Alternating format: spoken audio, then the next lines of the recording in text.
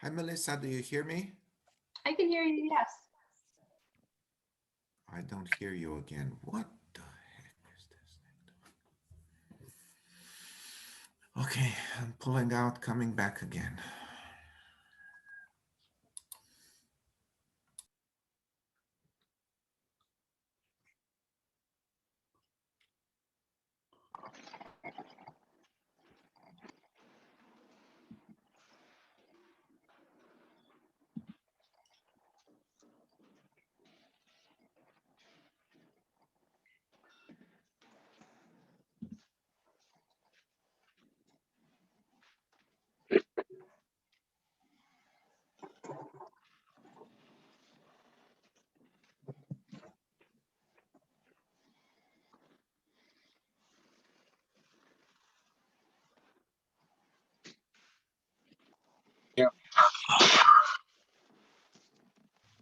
Chris, Good afternoon.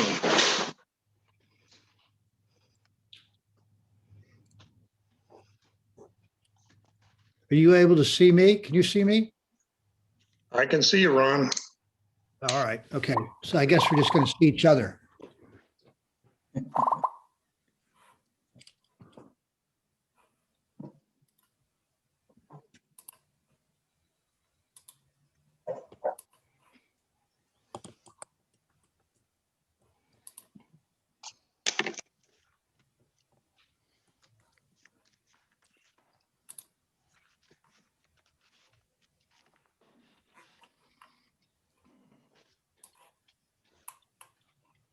Michelle, is it 3:30 yet? Yes. Okay. Yes, and I believe you have a quorum judging by the faces I'm seeing on the screen. Great, thank you. I'd like to call a Planning Commission May 3rd Planning Commission meeting to order. Can I get a roll call there, please, Melissa? Sure. John Woodward, Yes, here. Scott Miller, Here. Michael Herr, Here. Ron Stanko, Here. Rick Weinhofer, Here. Robert Keith, and Eric Ostemchuk. Okay, thank you. Here. So, Michelle, have you heard anything from Bob Keith lately? He hasn't been here at meetings for months. Really bad feedback. Can I ask anybody that's not talking to please mute themselves? Thank you. I have not, John, but Melissa would probably be the better person to ask that question. Melissa, has he responded to any of the agenda meetings when you send them out? No, I haven't heard anything from him. Okay, John, we have to have a phone number for him. I'll try and give him a call and see if I can find out what's going on. Just get it to me. I'll call Okay, will do. him. Okay, thank you. Is there any public comment at this time? Not from me. Okay. Move on to Van Reed Road. Do you want to run with this, Michelle or Jim? Sure, I believe Jim is actually not on the call, and the interesting thing is I'm not seeing Craig Bonenberger from his office, who is supposed to be filling in for him, but Greg Boja is on the call. Greg submitted a plan for 560 Van Reed Road, which for any of you that are not familiar is actually directly across the street from McCarthy Engineering's office. The plan is a very minor parking lot expansion to add 23 additional parking spaces. McCarthy's review letter is, I'm going to say, relatively short and sweet. There are some comments in there. Greg, do you want to respond to any of those comments? Mainly, it was going to be a will comply for us, unless there's something specific that you want to talk about. There is nothing specific on my end. Obviously, I can't speak for McCarthy.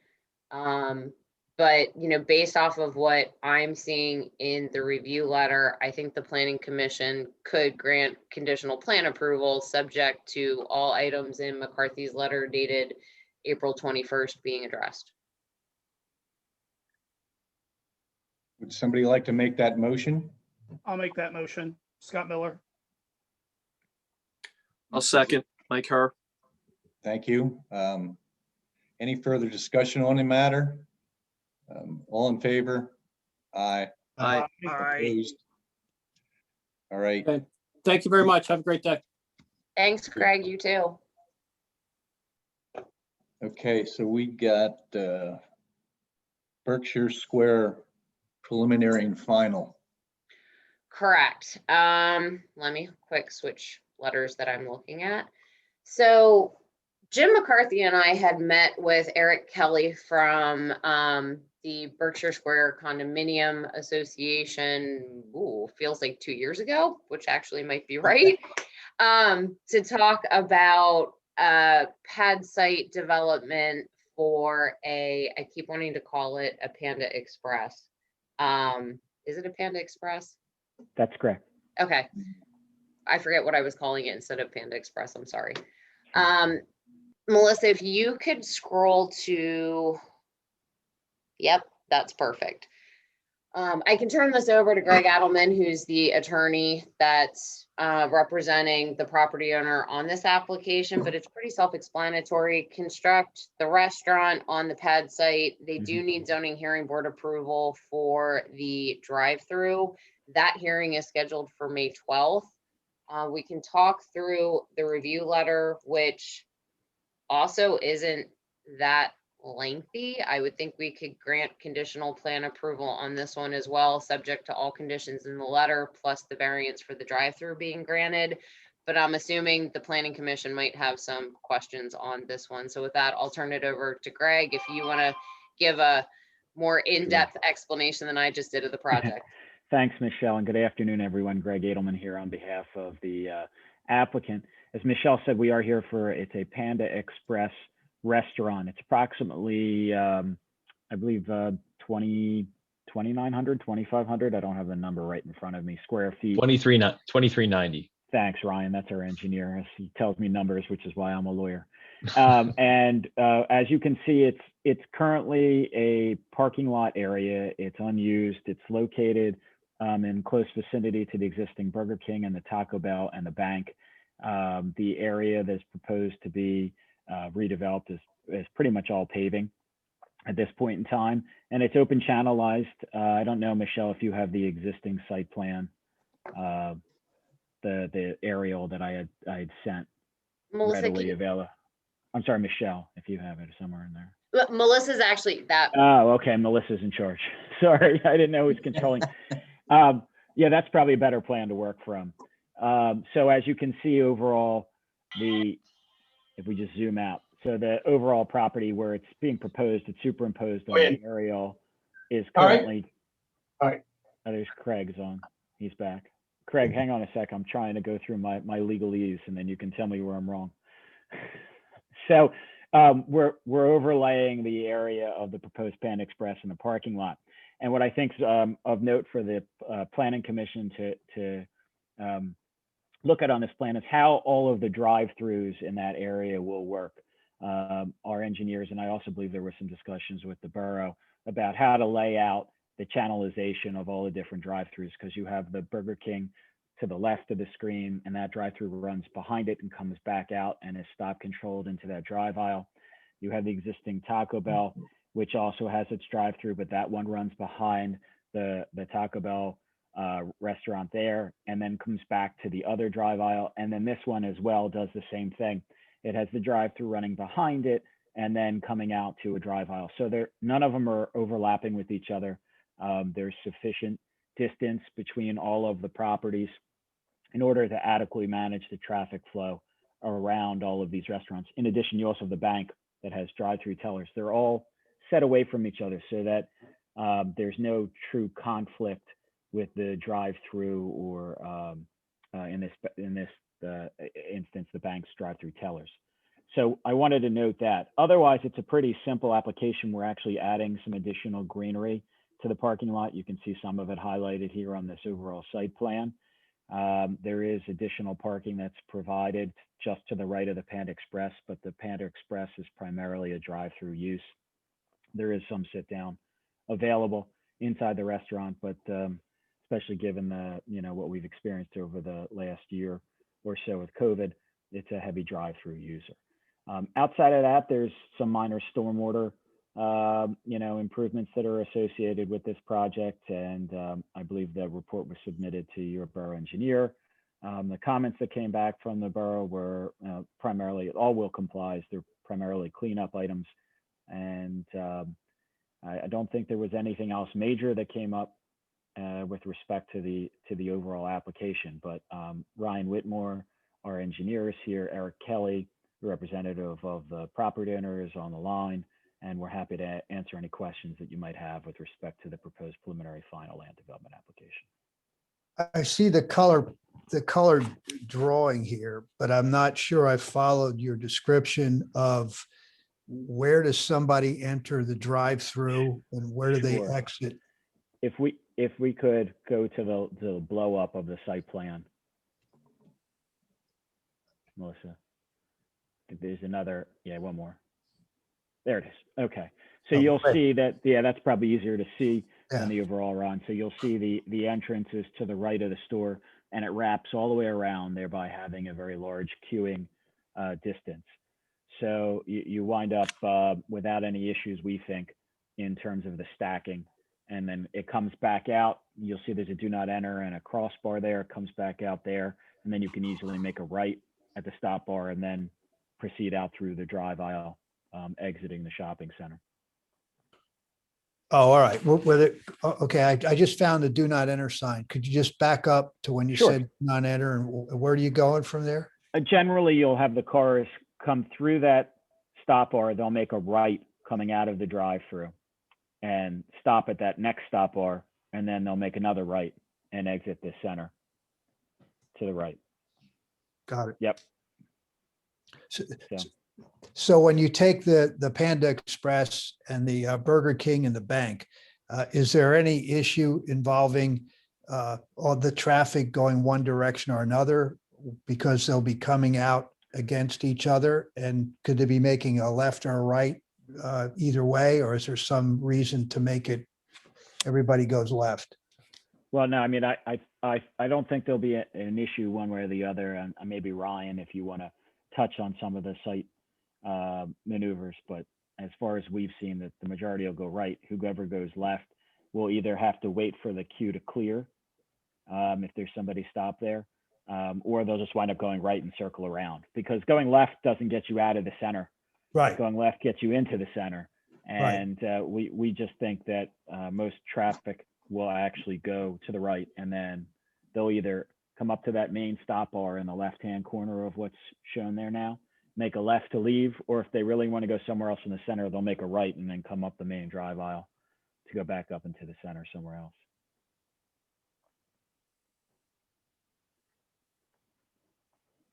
Sounds easier than going over to the other shopping center where if you go left, you end up going to Canada. And if you go right, you go to Florida. And eventually you make your way. Yeah, one of the things that's interesting about this center is that these drive-throughs are pulled away from the overall inline stores, so that the multiple movements that occur here aren't going to be in conflict with other vehicles and pedestrians trying to walk in and out. So it really does work well, and I think the Burger King and the bank and the Taco Bell have worked fine. And adding one more, as you can see, it all works. It's in this quadrant. It's away from the rest of the center. So is Is it it close going- enough? Is it close going to enough be that you can similar still to- get? Go ahead. Is it going to be similar to the other two I know it's Chinese, but is it going to be similar with the seating arrangements that the two Japanese restaurants have presently in the borough? I'm not aware of what their seating arrangements are. And I don't have a floor plan for the Panda Express layout here, so I don't think I can answer that question for you. I'm sorry. It's actually, it's not a heavy sit down use, if that's. it's a reincarnation of the Panda Express that used to be on Park Road, I guess, right? It is yeah. not. This is a fast food Different. franchise, Ron. So this Right. is like a typical fast food sit down restaurant, not a hibachi. Right. So, Oh, so where you uh, would have seen Panda Express before would have been at the airports. They used to be heavily at most airports, and now they've expanded out to standalone restaurant uses throughout the United States. So it'll be, there'll be tables. There'll probably be some bar stool seating inside, but it's not a hibachi or a that type of sit down restaurant. Okay. Yeah, and it's also worth pointing out too that it's a combination of both inside and outside seating. So on the left side, it might be hard to see at this scale, but there's an outdoor seating area for, when the elements and the weather permits, people can sit outside, and then it'll be in addition to what indoor seating is provided. That's the question I had, Ryan or Greg. This is Mm-hmm. Eric. What's to the plan right of the restaurant, that open area? How is that going to look? I'm just having difficulty. Oh, maybe I can see it on the color screens. That's a little small on mine, but that's seating Yeah. there. No, so really that's more the service area side, Eric. Okay. Yeah, so I mean that's you can see the access to the trash enclosure. Okay. Really that's just going to be paved Mhm. concrete on that side, on the service side, but I mean it's heavily landscaped where it won't be paved, but that's the primary function of that side, is really just pedestrian circulation for any people walking from their cars to the restaurant, or anybody completing the service functions who are employees at the restaurant. Gotcha. So that brown area is screening. It's not seating. The brown area, that's going to be landscaped. Okay. Yeah, so the lighter tan is the concrete pavement, and then the darker brown is like a mulch garden landscape bed. And then the outdoor seating would be on the plan left. Then. Yeah. Okay. Yes, correct. Eric, next time I'll ask Ryan to put it in green as opposed to brown. We didn't want to go for the Arizona look. Come on, Greg. We try, Eric. We try. Does anybody have any more questions for any of the involved parties here? What's the number of stacked cars that would be up to the ordering screen? So you can see, if you don't mind, Melissa, oh, there you go. Perfect. So you can see the scores in the pavement. So on the top left corner, top left corner of the building, you can see there's the awning or the canopy. That's the pickup window. So if you count back from that, each of you can see the scores in the concrete pavement. That's representative of a vehicle in the stack. So you got 1, 2, 3, 4, 5. Going around the corner at the order point, that's enough room for 2. So that's 5, 6, 7, 8 until you get to the clearance bar. So you might be able to fit a 9th car in the stack. However, so from the order, so then from the pickup window to the order point is anywhere between 5 and 6. And then for queued vehicles behind the ordering vehicle at the canopy, there's another room for about 3 or 4. Okay. So I'm sure this plan isn't designed to be complicated, but if you had one of those laser printers and if you could have counted back from somewhere on that plan, I can count backwards, but I don't know where you're standing and where you went with what you started with. And if I think where it says Panda Express logo, is that where you started your backward count? Yep, and then you can see right that that label right below that drive-through pickup window with underground sensor loop. So that's where I started my count. So that can be vehicle 1, and Okay. then counting Go back, up. going backwards in the drive-through stack is how I was counting them up. And backwards is up. Backwards is to the right, going left to right. Right, but you got to get to the corner of the building first. If you're at that Panda Express wall mounted channel letters, you're going up from there and going right. Well, that the drive-through stack won't be on the left side of the building. It'll start on the top side. I know you got to buy the food at the window, and there's got to be a window on one of the 4 sides of this building. So could somebody with that hand running around there go to the window and start from there? Right there, exactly. So that's the window. So That's you're the pickup starting window. from there and you're going from left to right. Mhm. The number of cars that would be in the queue. That's correct. Okay, all right, good. So that's 9. So what happens if there's more than 9? Then anybody who's looking to use the drive-through, they can wait, and any queuing vehicles, and it would actually be helpful if you zoomed out maybe a click or two so you can kind of see the restaurant and the drive aisle. So the good part about this location is that it's really isolated from the main circulation aisles, that the main drive coming off of Berkshire or the main drive coming off of State Hill. So it's the pad site is mainly going to be for the patrons of the Panda Express, whether they're going to be parking their cars and walking into the restaurant, or they're going to be patrons of the drive-through.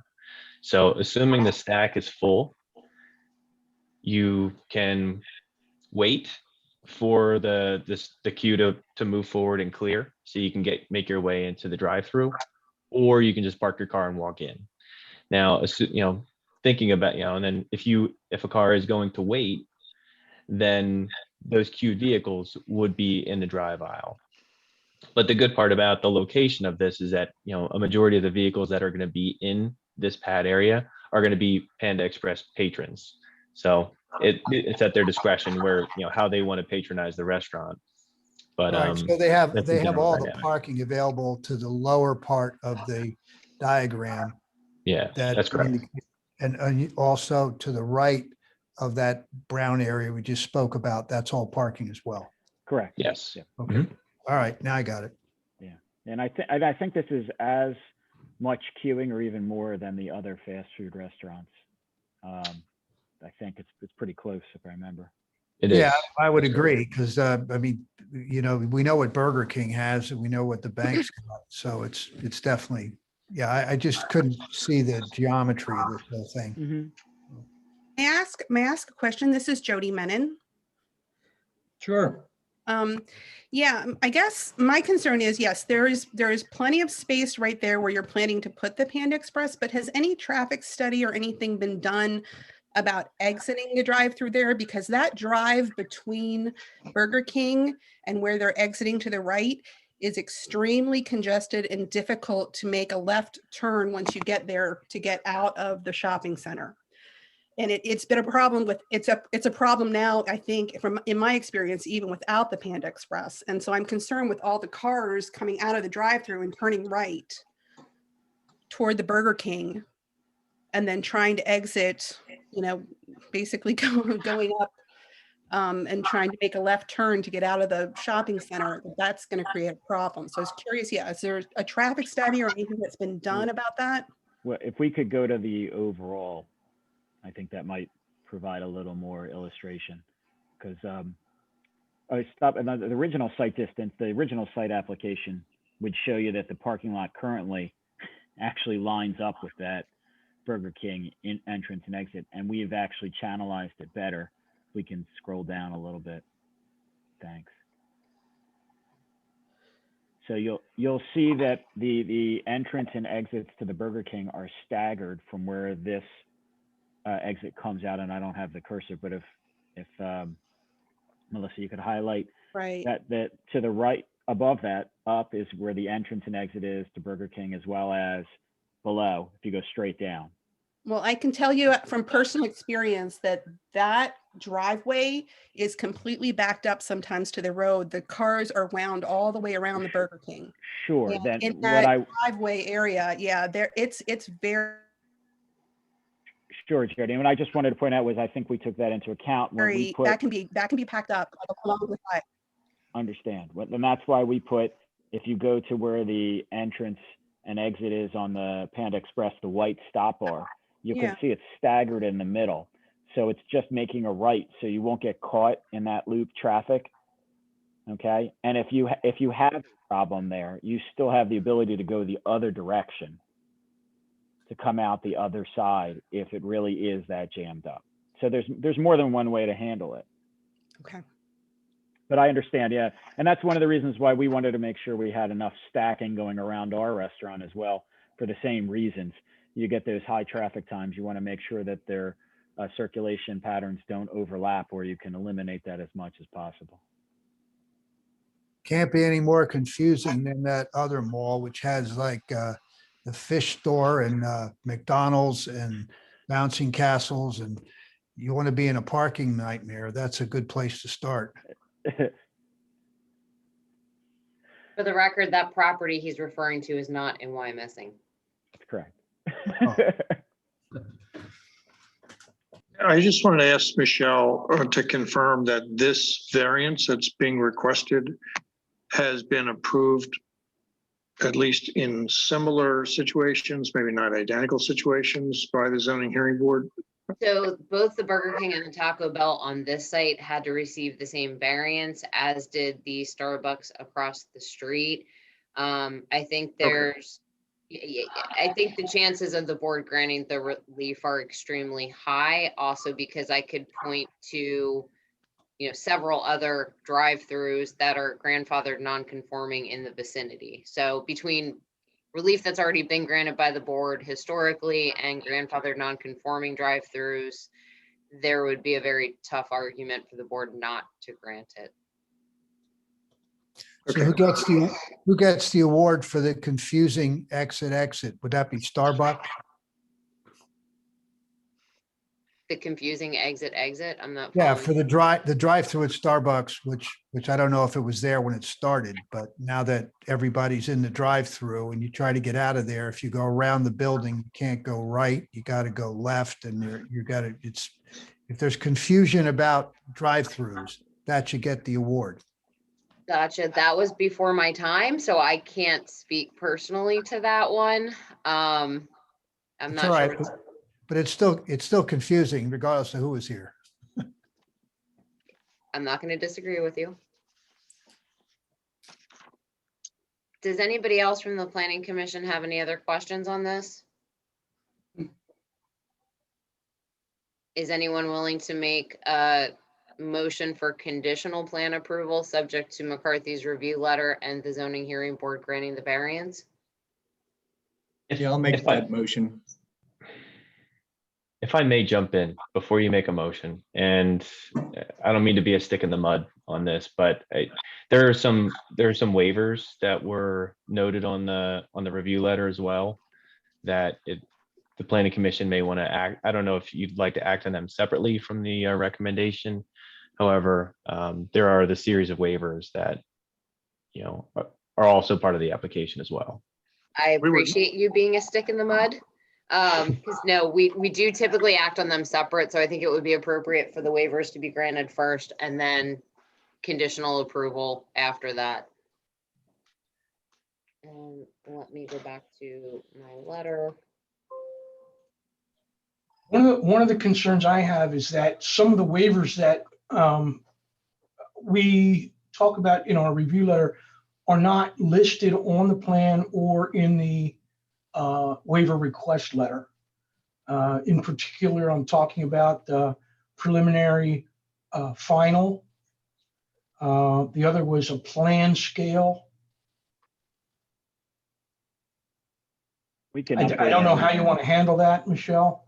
Craig, can- if you're comfortable with it, typically, we would say, we would ask the PC to recommend to council granting the waiver, subject to a letter being sent by the applicant between now and the council meeting, formally requesting the waiver in writing. Right, and that's fine with me. I just wanted to make sure that you understood there was some that weren't actually requested in writing. So, and Craig- I'm fine with that. Craig, and you also made mention to the storm sewer, I think like the slope material and then the easements Correct. on that. And I don't mean to get into the details of it while, to bore everybody with engineering details. However, there's a major storm line that runs right under where the Panda Express building is proposed. It's a minimum cover, minimum slope, 42-inch diameter corrugated metal pipe that was probably installed as part of the overall development when it was built years ago.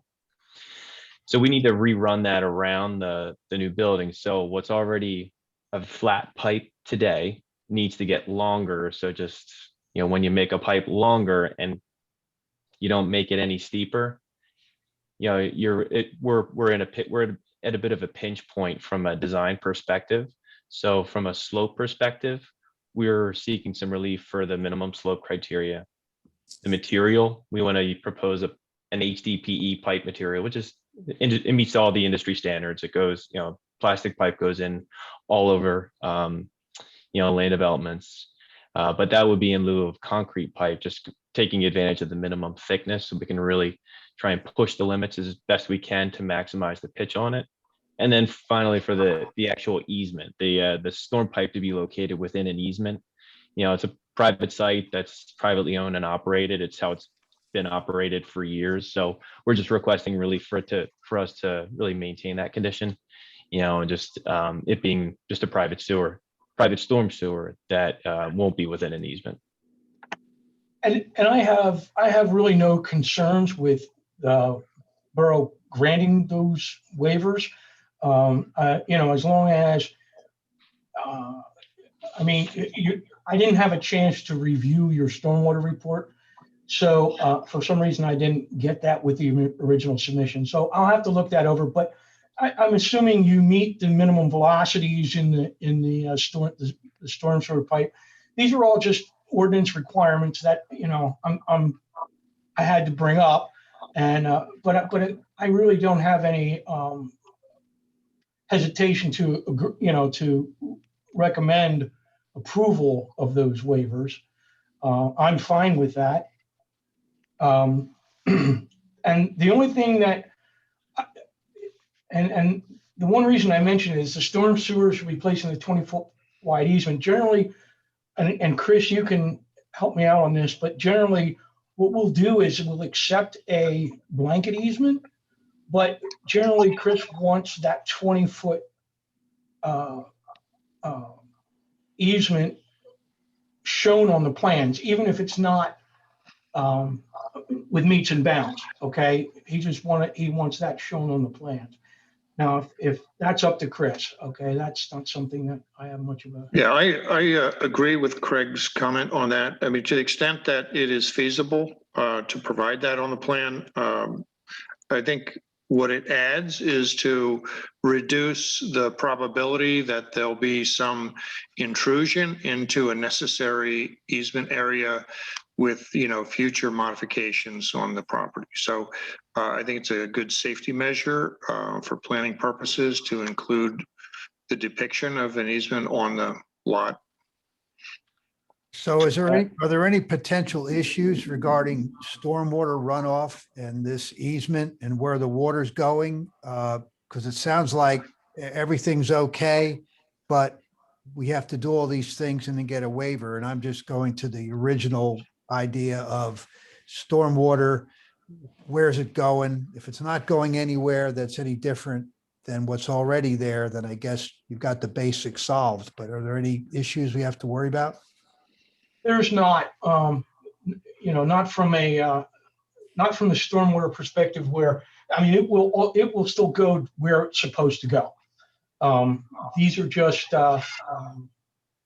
ordinance requirements that, I need to bring up when they don't meet the ordinance. But the waivers are not going to change whether the water gets to where it's supposed to go or how much water goes there or what's going to happen once it gets there. It doesn't change any of that. All right. And there's sufficient capacity to deliver the water to where it's supposed to be. Again, well, there will be, yes, with the pipe size that they're proposing, considering that it was corrugated metal, I'm actually very happy to see that going away. The HDPE is much better.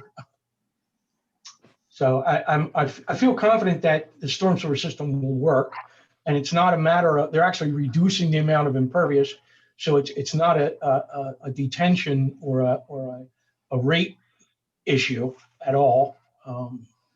So I'm fine with all these waivers. Okay. So Chris, how do we proceed at this point? Well, the first motion should be to consider recommending approval to council of the waivers. So we just need to make sure that we've identified those waivers. What I see in the review letter is the combination of preliminary final plan, which I believe is sections 303 and 305 of the saldo. And then there's a waiver about plan scale, which is sections 401.1 and 403.1. Are there other specific waivers, Ryan, that you were seeking?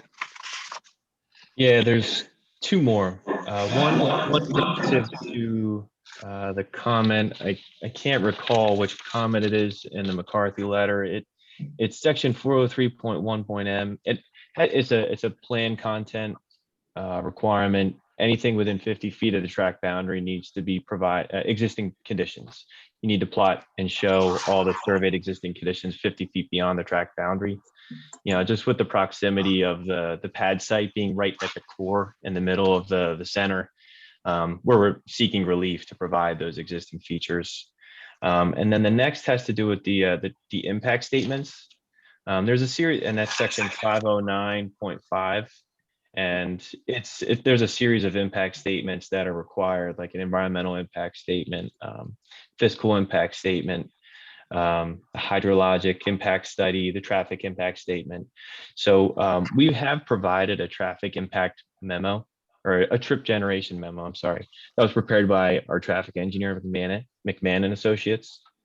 They had prepared just the trips and really the peak hour traffic that would that's generated by the proposed restaurant, and how that will influence or impact the peak hour traffic on the surrounding streets, which is minimal. It will have a very minimal impact on the traffic.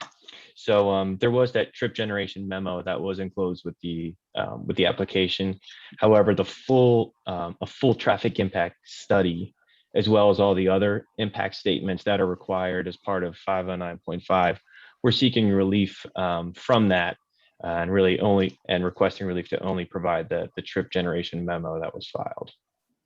Craig, did you have any conversation with Jim in reviewing this plan about an appropriate fee in lieu of if the planning commission were leaning towards that way? I did not.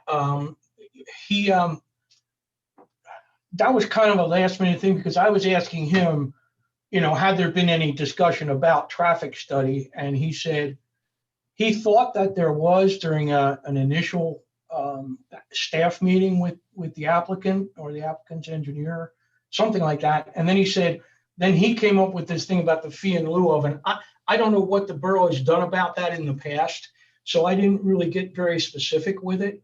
I don't know what past practice has been. I mean, typically what's coming out of the planning commission is, we don't necessarily want a full-blown traffic study to tell us what we already know is, for the most part, going on at a site. we would rather take the fee in lieu of and put it towards, one of our projects, either part of Green Lake Go or, other things that are going on in the borough to get some additional work done. Berkshire Court, the hotel at 45 Berkshire Court would probably be the most recent approved land development plan in the vicinity that paid a fee in lieu of doing a traffic study. Did we switch gears here? I'm sorry, Ron? I said, did we switch gears here to the waivers of the waivers by the waiver? This is part of the waivers. So I guess I just have a general question. If the waivers aren't in what we're looking at and the waivers have been discussed and we're waiving the waivers that aren't here for someone else to confirm that they will be in the stuff we're anticipatorily waiving for council, does that mean you, Chris, have to attend to all these waivers to make sure that everything we've just discussed has been done? Because it's not done. The waiver's not even in the paperwork. And if we're going to approve it, then it all falls on you, I guess, because somebody has to acquiesce to that, right? Michelle and I and either Craig or Jim will make sure everything is squared away before council meeting if the planning commission is satisfied to move forward today. Okay. I just want to know there's an adult in the room after we waive all this stuff to figure out all the waivers. Okay, so trying to put this into a motion. Again, I think the waiver portion of this would be 303 and 305 regarding a one-phase review process. 401.1 and 403.1 regarding the plan scale. 404.1M, I think, is the one you said, Ryan, has to do with showing, is it improvements within a distance of the property line? Correct. That's correct. The traffic impact study waivers, all of the waivers that are part of 509.5 of the saldo. And this would be conditioned upon any of the waivers that have not been already documented as being requested by the applicant must be documented before the council meeting, and the applicant has to agree to provide a fee in lieu of performing a traffic impact study in an amount that will be acceptable to council. And what I believe will happen is we'll have some more discussion about that, and the staff will make a recommendation to council on the amount of a fee in lieu of providing the traffic impact study. Just to add to that a little bit, I was able to find the amount that AVA paid for the Berkshire Court Hotel was $20,000 in lieu of a traffic study. So that's by way of example.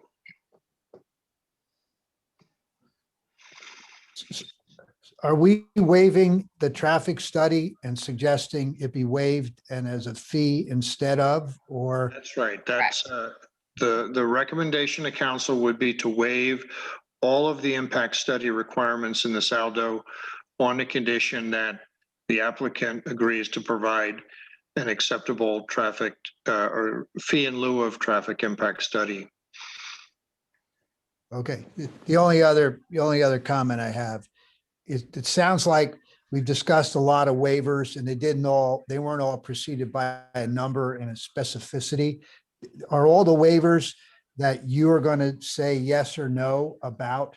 Have we discussed all of them and we're theoretically in favor of it, but they're just not, we just don't know what they are at the moment? Because you read off a whole bunch of them. I think there are 4 waivers. Well, actually, there's also 3 waivers from the stormwater ordinance that we talked about, but didn't really finish that. One was we need to finish that. The minimum pipe slope, which is section 310C6II. It's the pipe material for stormwater in excess of 36 inches in diameter. That's section 310C6, 4. And the other one was the easement. And I don't know if that, you want to put that with a condition, Chris? That's 610, I'm sorry, that's 310C4 for the 20-foot wide easement. And Chris, I'd request that be a non-exclusive easement. I'm not sure if there's anything else that would be encompassed in that easement area. Yeah, so the one thing with the easements is that there's a whole matrix of existing underground storm sewer that route their way through the property that we don't have I mean, we have the recorded land development plans that were used to construct the center. And we only have the limited survey that's, limited to the pad area. So there's a series of storm sewers that run through the property, just like this sanitary sewer that provides service to all the other pad sites. So it's really challenging to provide an easement that makes sense, for lack of a better term or a way to say it. Well, Ryan, if it's non-exclusive, you can have more than one storm pipe in the easement area. That's why I asked for it to be non-exclusive. There may also be utility easements in the area too that you don't know about that are buried. Mhm. So we just have to make sure if it's non-exclusive, it's fine. It'll provide, and we'll center it on that pipe. Typically, if it's 20 feet wide, we'll make it 10 feet off center. And then I think you just got to leave it at that. I was just specifying or requesting that in this Perfect. waiver that it be considered a non-exclusive for the very reason that you're bringing up. There's a lot of I'll get stuff out of your, in there that we don't- I'll get out of your way. No, that's all right. Shut up. It's okay. No, No, I no, think- you're right. The main thing is we don't want to put a building on top of something. But Exactly. as far as these intersecting utility and stormwater facilities, that is something that can be worked out at the site. Okay. So thank you, Craig, for that clarification. So Certainly. to answer Ron's question, yeah, there are 4 waivers relating to the saldo and an additional 3 waivers requested with regard to the stormwater ordinance as Craig described. And the motion is what if we're, The motion is to recommend approval of those 7 waivers to the council on the condition that any of them that haven't already been reduced to writing by the applicant will be so reduced to writing before the council meeting. And that there will be an acceptable fee in lieu of traffic impact study that will be acceptable to council, and that the easement requirement for storm sewers under section 310C4 will be provided as a non-exclusive easement. I think that's everything. Did I overlook anything on the waivers? did you get that, Melissa? I got it. Yep, thank you. All right, would somebody like to make that motion? Yeah, I'll make the motion. I'll second that. Thank you. I'd like to ask one more question. Do you roll dice or something for this fee, or how do you figure this fee out in lieu of? Somebody makes an offer and somebody Well, outbids Ron, the other guy? my client intends to put together the proposal for the traffic study cost, and we'll submit it to the borough, and then the borough would review and determine whether they think it's reasonable or whether there's some other fee that should apply. Yeah, usually that's how we come up with that number, Ron. It's based All right. on what the cost would be to do the study. Okay, all right, that's all. Thanks. Thanks. We have a motion and a second. Is there any further discussion? All those in favor? Aye. Aye. Opposed? Motion carries.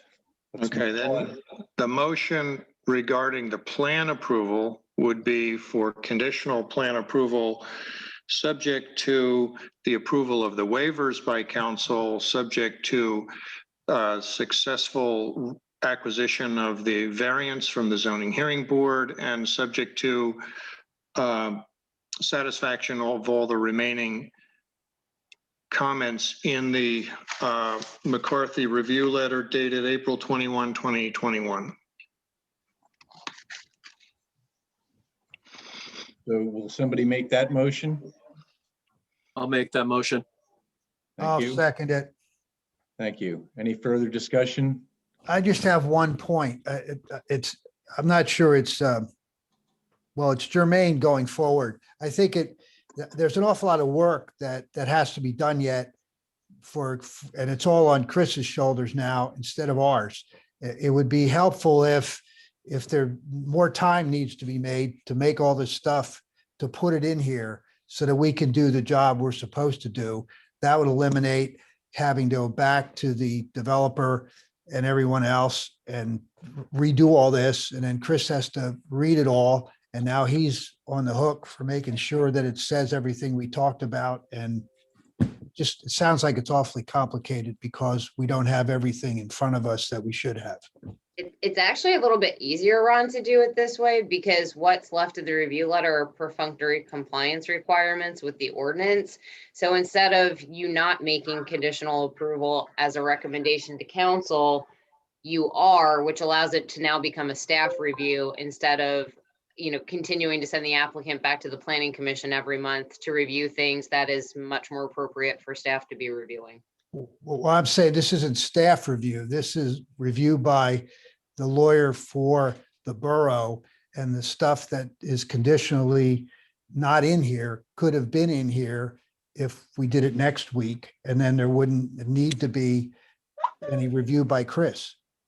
I'm going to disagree with that statement because Why? a lot of it's reviewed by myself in McCarthy's office. And then this keeps the ball rolling for the applicant. You grant conditional plan approval so they could submit tomorrow or next week. If everything complies with what you're granting conditional approval on, we can then move forward to them submitting plans for signatures and getting everything moving instead of waiting until the next planning commission meeting for them to have to come back to get approval to then wait for the next council meeting. Well, what I'm trying to say is we could take stormwater management and be missing 3, 4, and 5, and zoning review, we could be missing 2, and D under general, we could miss 3. We could miss half this whole presentation and do a conditional review, provided they provide all the stuff they didn't provide. So we'd be right back to the same thing. It just seems to me that if everything was provided that we needed to review, unless something slipped, but this is more than slippage. This is a lot of stuff that we're pushing through to Chris to review and you to review. And it's all based on our giving him a conditional approval to review it. Again, we're not going to read it again. We're just saying, do it. So I know it's faster, but it'd be just as fast if he gave us 1 page and says, could you conditionally review this whole thing? And then Chris and I'll do it, and then we'll just give it to council. I think we look at these projects on a case-by-case basis, and some of them are more manageable.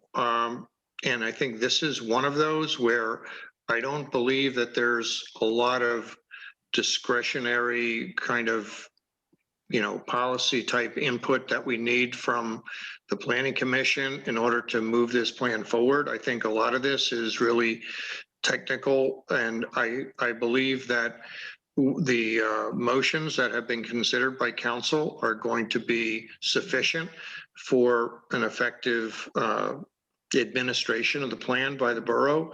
There are other projects where that may not be the case, and it deserves coming back to council a couple of times, coming back to the planning commission a couple of times. But I don't think this is a plan that requires multiple reviews by the planning commission. But I hear you, Ron, and certainly we don't want you to feel that we're not giving the planning commission its proper role in the process. But I do think in this case, the review by planning commission is appropriate. Thank you. Okay, so we have a motion and a second, is that correct? Yep. And any further discussion? All in favor? Aye. Aye. Aye. Opposed? Thank you. Motion carries. Thank you very much for your time this afternoon. Thanks, everybody. Take care. Thank you. Have a good one. Here. Bye. So now we have the small stormwater project review or whatever, which has been explained to either economic development or council before. Is Yeah. that correct? I Just to think make it's Is that- economic development. It was economic development and actually at planning commission last month. This is still not technically in the form of an ordinance that we would request a motion for potential advertisement and adoption. Craig did make, I believe, a few minor tweaks to this to make it more user friendly since the April planning commission meeting. So, again, I know there were 1 or 2 people missing from the April PC meeting, so I'll give you a quick overview. This is a small project stormwater design ordinance that would apply to residential properties that are under a certain threshold of new impervious cover that they're adding to their property. Right now, Jim's office and my office get a lot of calls and inquiries when, a homeowner wants to add a pool, an addition, a decent sized patio that is over the 500 square foot threshold that they're then required to comply with stormwater management. This potential draft ordinance would make the process a lot easier and cheaper for the average residential homeowner. There's, a set of requirements in here that most homeowners could most likely do themselves instead of having to involve an engineer to do that for them. They're also saving the cost of having to hire that engineer, plus go through the whole process of the recorded stormwater management agreement, 10 years worth of escrow, et cetera, et cetera. That's the Cliff Notes version. I think Ron and Scott, you were the 2 that were not at the April meeting. Did you have any questions after looking over this? No, I took a look at it and I agree with the concept with this because obviously there's been a lot of projects that come and there is a question and this I think defines it very well for the residential property owner. So I think this is good. I'm fine. Craig, did you have anything you wanted to add? I don't think so. I mean, I looked it over again today just to make sure I understood what the whole final version looked like. And no, I think it's a good document. I think it's well thought out. And it's not so oversimplified that it makes it useless, but it is simple enough that a savvy property owner could probably do this themselves, and save themselves a lot of money. Chris, is it appropriate at this time to ask for a recommendation to advertise, or do you need to put this into an actual? Well, it is. We've got that together, Yeah. Michelle. I mean, I missed that. I'm sorry. yeah, I mean, after Craig put his version together, I converted it into a standard ordinance format. So I believe we are ready to recommend approval of this if the Plan Commission is ready. Can you go a little bit in more detail of what this means? I have a personal interest in something like that from what it sounds. Right now, Adrian, if you would come in for a project that is proposing to add 500 square feet or more of new impervious to your property, you would be required to comply with the stormwater management, no different than if you were adding 3,000 square feet of Correct. new Yeah. impervious.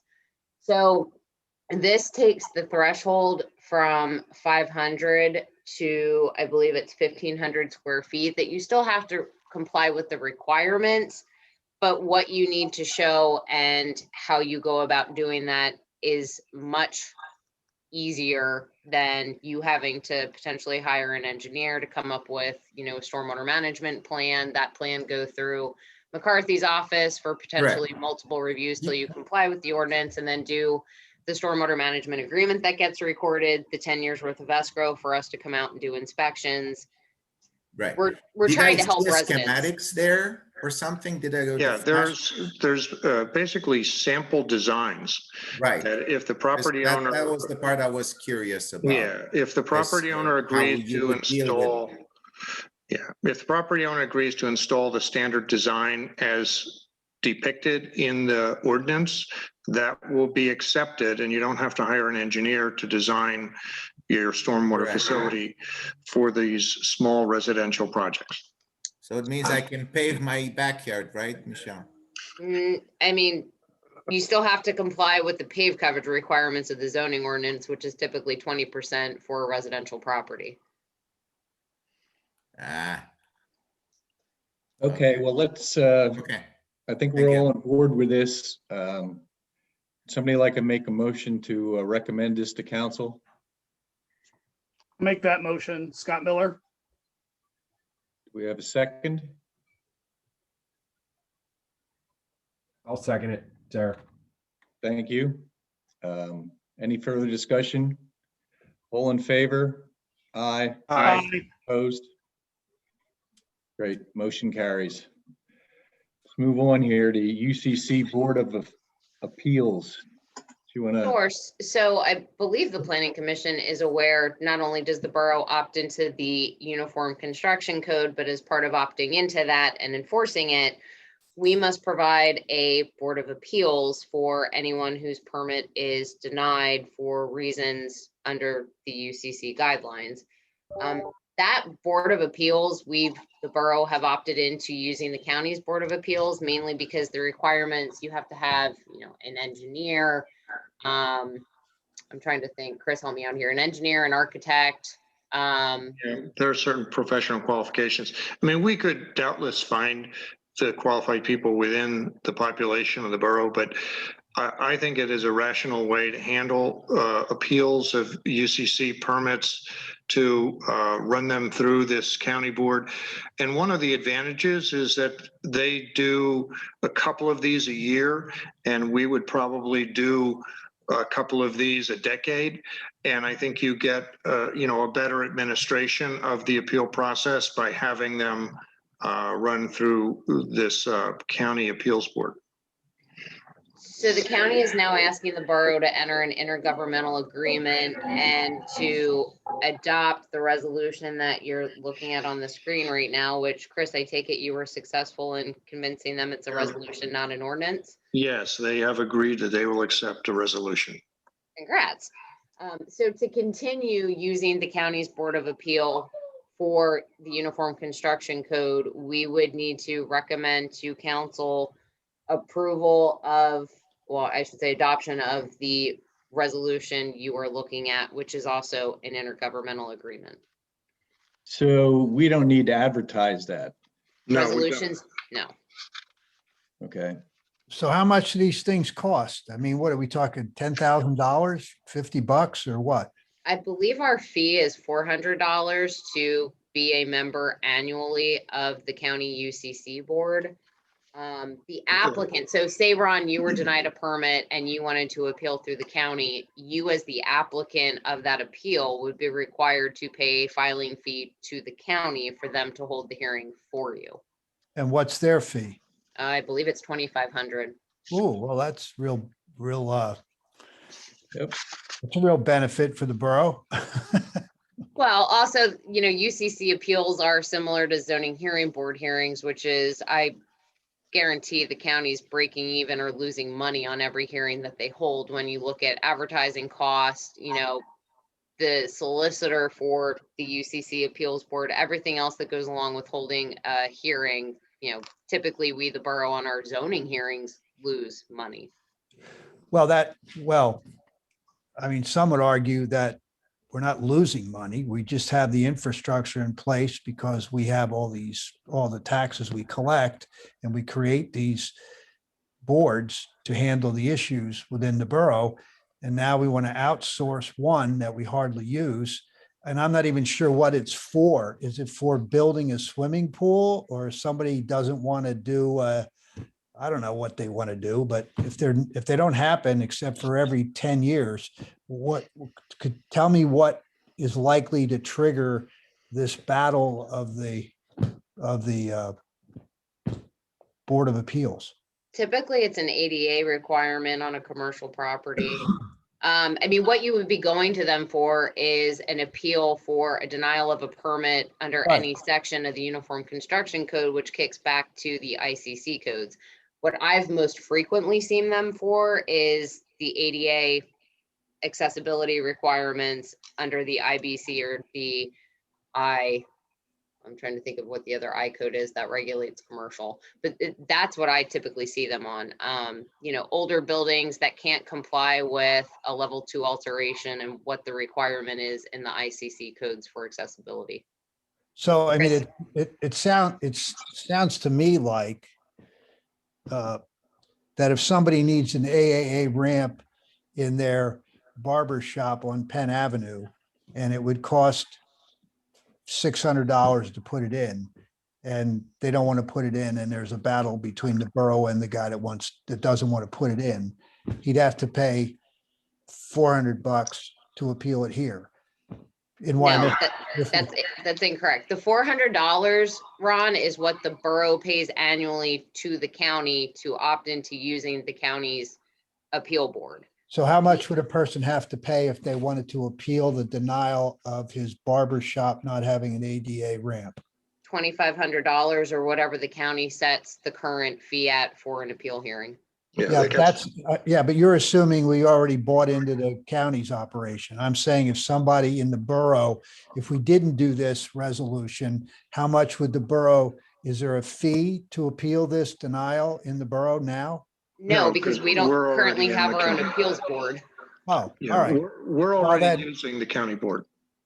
All So, right. Well, I guess what I'm saying is if some poor schmuck doesn't want to put a ramp in, we have to make them pay $2,500 to appeal it to the county now because we don't want to have somebody to tell him why he needs it and convince him to do it. Because it doesn't sound like, if it hardly ever happens, then I'm not even sure why we're doing this resolution.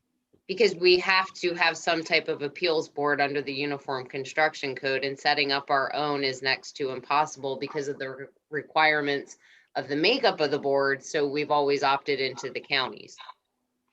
yeah, what we're doing here is readopting the agreement because the county has asked us to readopt the agreement. So we have been for, I don't know, how many years have we been under the UCC? Is it? Since 2004, since its inception. Yeah, so since 2004, we've been using the county appeals board.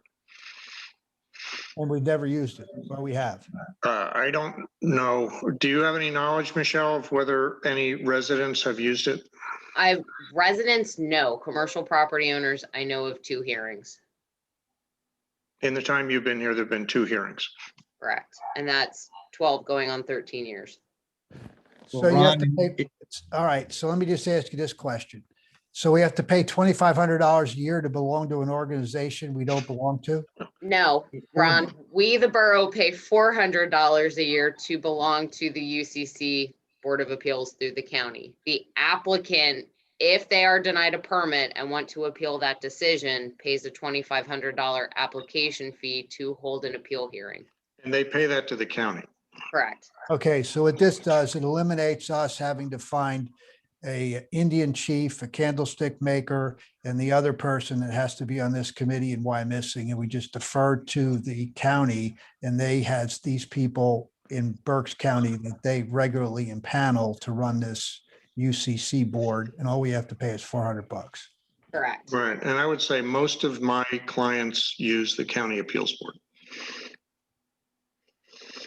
Well, so Ron, in your instance about the poor barbershop owner that wants to put a ramp in my experience, I've been a poor schmuck that got sued to put a ramp in a couple times at 3rd and Spruce. And it's not going to be the borough that does it. It's going to be some sort of legal action that'll make you do it, as far as I'm concerned. I don't know if that's correct or incorrect. It's incorrect in terms of if you're applying for a building permit to do a fit out, depending on the level of alteration, there are certain building code requirements, including accessibility, you have to comply with. Sometimes, like your building, John, there are, either historic features of the property that need to be taken into consideration that make ADA unable to be complied with, or other extenuating factors. That's where Kraft would deny the permit, but say you have the option to appeal through the UCC board, and this is your rationale for requesting that appeal. Right. Okay, so do we have to recommend this to council, or is just going to be in the packet? No, we should recommend it to council if the planning commission is agreeable. Okay.